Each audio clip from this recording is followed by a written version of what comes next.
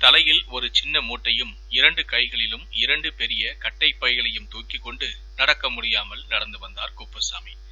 என்ன பெரியவரே, எங்க போகணும், ஆட்டோ வேணுமா என ஒரு ஆட்டோ டிரைவர் கேட்கவும், ஷப்பா என்று பெருமூச்சு விட்டபடி நெற்றியில் வளைந்த வியர்வையை துடைத்துக் கொண்டே திரும்பி பார்த்தவர், இல்லப்பா வேண்டாம் என்று சொல்லிவிட்டு தன் நடையை தொடர்ந்தார்.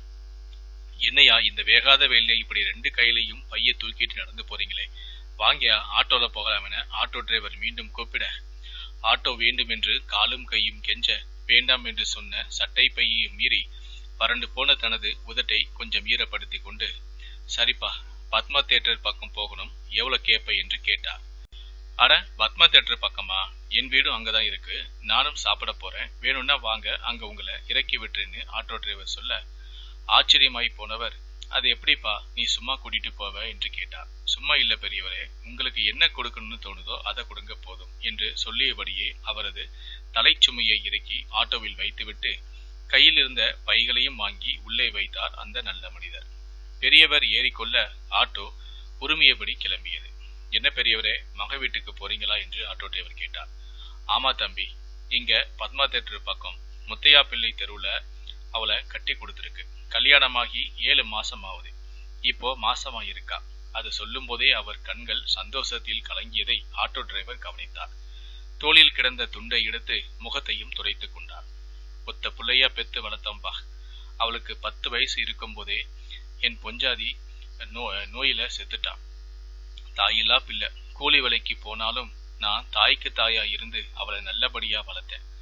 அவளும் சொக்க தங்கமா தான் இருப்பா, தொட்டு கண்ணில ஒத்திக்கலாம் போல இருக்கும் அழகு. அவ அழகுக்கும் குணத்துக்கும் எங்களுக்கு தெரிஞ்ச ஒருத்தர் மூலமா ஒரு சம்மதம் வந்துச்சு.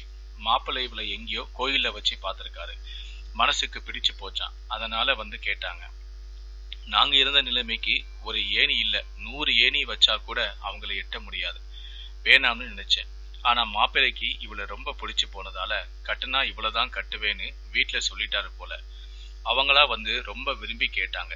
சரி நல்ல இடம் தானே தேடி வருதுன்னு நினைச்சு ஒத்துக்கிட்டேன். கல்யாணமும் நல்லபடியா முடிஞ்சது. இப்போ சித்திரை பிறக்க போகுது இல்லையா, எங்க பக்கத்துல சித்திரை பிறப்புக்கு புதுசா கல்யாணமான பிள்ளைக்கு அவல் வெல்லம், கருப்பட்டி, தேங்காய், அரிசி, பருப்பு எல்லாம் சீர் கொடுக்கணும், அதான் கொண்டு போறேன் என்று சொல்லிக்கொண்டே ஒரு பையை திறந்து அதில் இருந்த ஒரு தண்ணீர் பாட்டிலை திறந்து தண்ணீரை மடமடவென்று குடித்து தன்னை ஆசுவாசப்படுத்தி கொண்டார். இதோ இந்த மூட்டையில காய்கறியும் பழங்களும் இருக்கு, இதெல்லாம் எங்க வீட்லயே விளைஞ்சது. என் வீட்டுக்கு பின்னாடி இருந்த இடத்துல அழகா ஒரு தோட்டம் போட்டு வச்சிருந்தாயா, முருங்கை, வாழை, கருவேப்பிலை, புடலங்காய், பூசணிக்காய், கத்திரிக்காய், தக்காளி, அவரைன்னு எல்லா பக்குவமா என் புள்ள போல பார்த்து பார்த்து வளர்த்தா. அதான் இன்னைக்கு அவளை பார்க்க போறோன்னு அத்தனையும் காயா காய்ச்சி குலுங்க அதையெல்லாம் மூட்டை கட்டி எடுத்துக்கிட்டு வந்தேன். இதோ இந்த பையில பொண்ணுக்கும் மாப்பிள்ளைக்கும் புது துணிமணிகள் இருக்கு. அவர் தனது கதையை முழுவதும் சொல்லி முடிக்கவும் பத்மா தியேட்டரும் வந்துவிட, இதோ இதுல 4வது வீடுப்பா என்றார். ஆட்டோவும் சரியாக அங்க போய் நிற்க, இறங்கி எவ்வளவு தம்பி என்றபடி நடுங்கும் கரங்களால் தனது வேட்டியில் கட்டியிருந்த முடிச்சை அவிழ்த்து அதிலிருந்து கவரை மெதுவாக திறந்து 50 ரூபாயை எடுத்து ஆட்டோ டிரைவரிடம் நீட்டினார். டிரைவரோ, ஐயா நான் உங்களுக்காக இங்க வரல, நான் வரும்போதுதான் உங்களை கூட்டிக்கிட்டு வந்தேன். என்னமோ தெரியல, என்னால மற்ற சவாரிகளை மாதிரி உங்களை நினைக்க முடியல. நானும் 2 தங்கச்சிகளுக்கு அண்ணன் தான். காசு பணம் இல்லாத வீட்டுல ஒரு பொம்பளை பிள்ளைக்கு சீர் செய்யறது எவ்வளவு கஷ்டம்னு எனக்கு தெரியும். உங்க பொண்ணை என் 3வது தங்கச்சியா நினைச்சுக்கிறேன், காசை உள்ள வைங்க என்றபடி ஆதரவாக அவரது கையை பற்றினார். இப்படியும் சில மனுஷங்க இருப்பாங்களா என்று அதிசயித்து போய் நின்றவர் அவர். அடடே சம்மந்தி ஐயாவா, வாங்க வாங்க என்ற குரல் உழுக்க திரும்பி பார்த்தார். சம்மந்தி வீட்டில் வேலை பார்க்கும் மல்லிகா. தோட்டத்தை பெருக்கிக் கொண்டிருந்தவள் கைகளை சேலையில் துடைத்தவாறே ஓடி வந்து வரவேற்றார். ஆமாமா, நல்லா இருக்கியா தாயி? பெரியவர் அவரை நலம் விசாரிக்க, நல்லா இருக்கேயா, நீங்க சுகமா இருக்கீங்களா? வாங்க உள்ள வாங்க. சின்னம்மாவும் ஐயாவும் வெளியே போயிருக்காங்க, பெரியய்யா தோட்டத்துக்கு போயிருக்காரு, பெரியம்மா உள்ளதான் இருக்காங்க. அவள் அவசரமாக அவரது கைகளில் இருந்த பைகளை வாங்கினார். சத்தம் கேட்டு வெளியே வந்தால் சம்மந்தி அம்மா. 2 கைகளிலும் 4 வளையல்களும், கழுத்தில் 2 வட சங்கிலியும், 2 மூக்கிலும் கல் வைத்த மூக்குத்தியும் போட்டு நடிகை காந்திமதியை நினைவுபடுத்தும் தோற்றத்தில் வந்த அவரை பார்த்ததும், வணக்கம் சம்மதி அம்மா, நல்லா இருக்கீங்களா? கையெடுத்து கும்பிட்டு கேட்டார் பெரியவர். ஓ நீங்களா, இந்த மல்லிகா சத்தம் கேட்டதுமே என்னடா இது, இந்த மொட்டை மத்தியான நேரத்துல எந்த விருந்தாளி வந்திருக்கான்னு நினைச்சிட்டு வந்தேன். அவர் சொல்லும் தோரணையே ஏன் இந்த நேரத்துல வந்தீங்க என்று கேட்பது போல இருக்க, பெரியவர் கொஞ்சம் சுதாரித்தவாறு, இல்லம்மா, புள்ள நல்ல விஷயம் சொல்லி போன் போட்டா, போன வாரம் பூரா கொஞ்சம் உடம்பு முடியல, அதான் உடனே இங்க வரவும் முடியல. ஆனா என் மனசு பூரா இங்கன கிடந்துதான் அடிச்சுக்கிட்டே இருந்துச்சு. ஆஸ்பத்திரிக்கு போய் 2 ஊசி போட்ட பிறகுதான் தலையவே தூக்க முடிஞ்சது. இன்னைக்கு கொஞ்சம் எந்திரிச்சிட்டேன். அதான் புள்ளைய பார்த்துட்டு அப்படியே சித்திரைக்கு அவல் பெட்டி கொடுத்துட்டு போகலான்னு வந்தேன். ராசாத்தியும் மாப்பிள்ளையும் நல்லா இருக்காங்களாமா? சம்மந்தி ஐயா நல்லா இருக்காங்களாமா? மூச்சு விடாம பேசி முடித்தார். எல்லாரும் நல்லா இருக்கும். உங்க மவளுக்கு என்ன குறைச்சல்?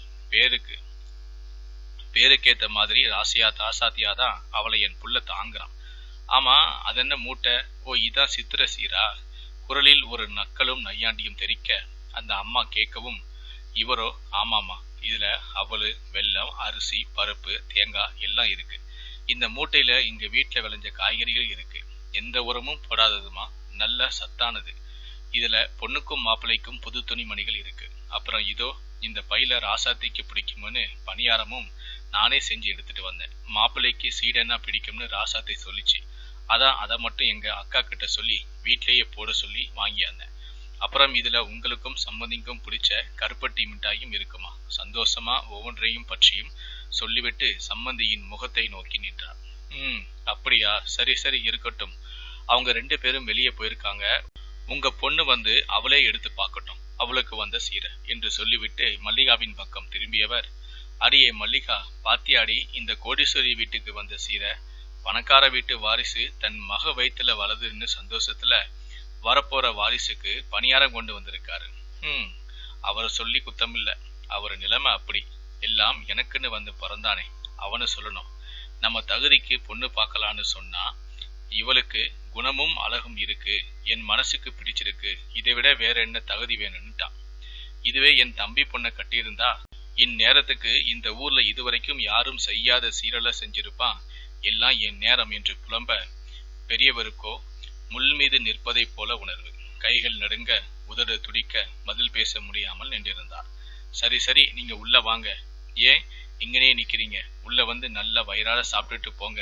சம்மந்தி அம்மாவின் பேச்சில் இருந்த நக்கல் அவர் மனதை ரணமாக்க, இல்லம்மா, ஊர்ல ஒரு முக்கியமான வேலை இருக்கு, நான் கிளம்புறேன். ராசாத்தி தங்கமான பொண்ணுமா, காசு பணத்துல குறைவிருந்தாலும் குணத்திலையும் பாசத்திலையும் அவகிட்ட எந்த குறையும் கிடையாது.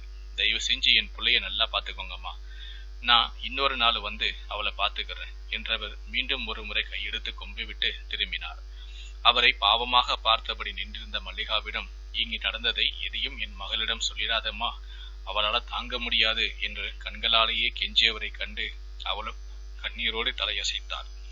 தன்னால் செய்ய முடிந்த சீரை தான் மனம் நிறைந்து செய்த பின்பும் அந்த இடத்தில் தன் பேர் கெட்டு போகும்போது மனது முழுவதும் வலிக்குமே. ஒரு வலி சம்பட்டியால் அடித்தது போல. அந்த வலியை தாங்கிக் கொள்ள முடியாமல் அந்த முதியவர் தட்டு தடுமாறி தெருவில் இறங்கி நடந்தார்.